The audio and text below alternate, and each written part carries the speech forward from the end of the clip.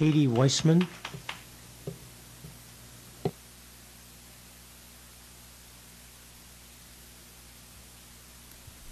Good afternoon, Dr. Insel and members of the IACC.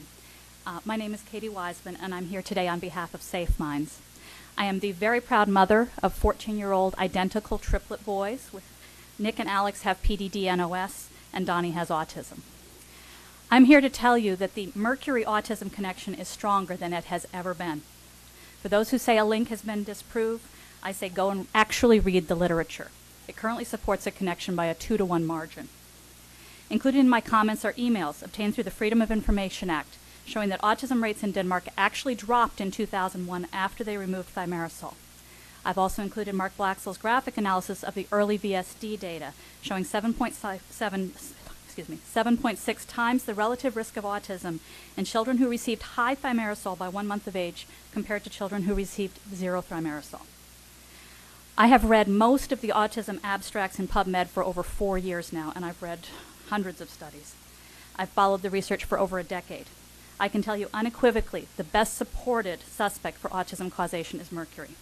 It will not be the only cause, but it's logical to tackle mercury because so many of the exposures are easy to avoid. And thimerosal is not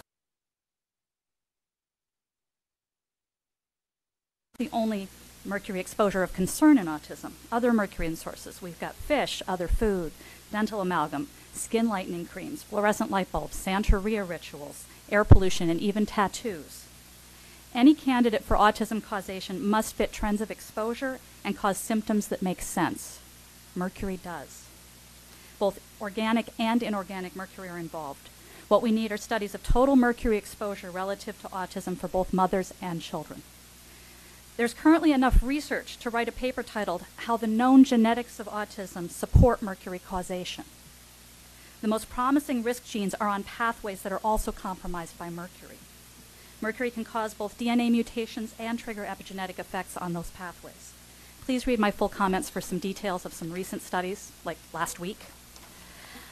Last year, Shanley and Austin found that the grandchildren of survivors of acrodynia have 7 times the rate of ASD of the general population in Australia, 1 in 22. Acrodynia is a form of mercury poisoning in a genetically susceptible population. Aging parents, neonatal jaundice, low birth weight, prematurity, all autism risk factors that have connections to mercury. Please read the Autism Mercury paper in your packet for a broader sense of these connections. If we truly mean to improve the lives of those with autism and stop autism's most devastating effects, we need to stop ignoring the obvious. Therefore, I would ask the committee to, 1, look at the autism and mercury literature and actually read the studies.